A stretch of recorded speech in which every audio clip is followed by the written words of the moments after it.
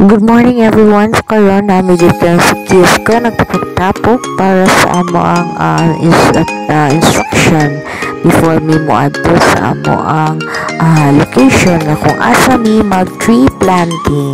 So mga BEd 4 ni sila tanan from group 1 to group 3.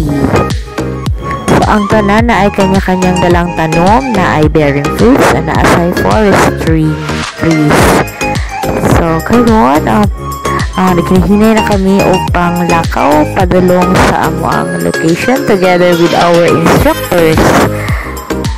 So, kana sila, mga group 1, group 2, and group 3. So, mga gwapa kayo ang mga estudyante, ang mga classmates.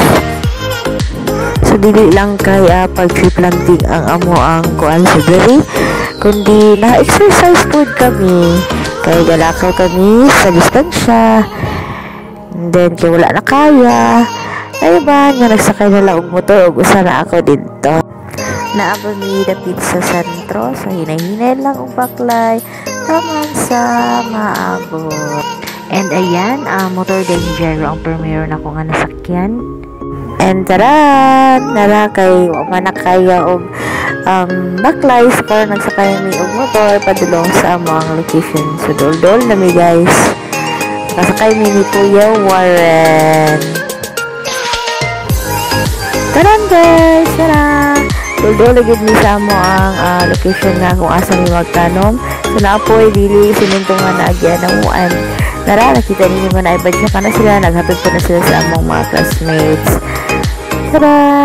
So padulong lagid mi dito sa mo ang pagatamnan o mga kahoy na sila, nakuha sila mga classmates. Taray.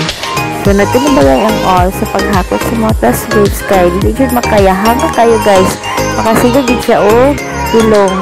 So, salamat kay Kuya Warren kayo. Tara, nakabukong gid ni. Tudululi gid ni guys. Tara! No, ara. Muna mo ang location na kung asa mi magtanom sa amo ang mga kahoy. Sa dira naapod sila caretaker nga nagtabang sa amoa para magbangag sa yuta. So nara munang nagtanong si Atian, very good Atian. So kana mausad na ako ang area kung asa ko nagtanong sa ako ang kahoy nga mangga. And thank you tatay for helping us. Kay dili jud makaya ang pagbungkal nga walay bara kay maluthan gid ka. So, ayan, turang mo mga classmates. And, ganun nga area, nasa di nga nagtanong din So, nag-og, masaya-masaya niyo kung asa niyo dito magtanong. So, naiuban niya na naibangagdaan, ang katong na ay mga gipangbutangan sa check stick, nga dito mo, ibutang ang imo ang kahoy. So, ang imoan lang is pag-abuno, pagbutag yuta, at pagtabon, pag mag-abuno din, bubuan na yun. So, ayan. Group 1 to group 3 sila nga mga nagtanong. So, ayan, napod sila herbal garden. So, na yerba buena. Ayan. Yan na, banat yun og tanong day. So, ayan, gibutangan og abuno.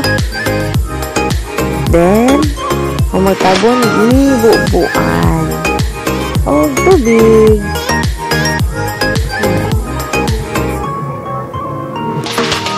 Ayan, sa Atian, nagtanong po tulog kakahoy. Iyan na sa to. Ibubuan. Manamong kayo planting. Baklay lang tama tayo baklay. Sir Jen.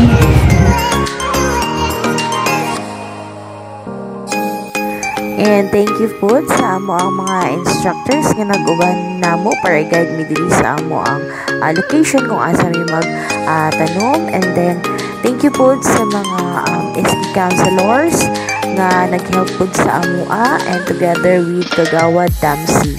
So thank you everyone.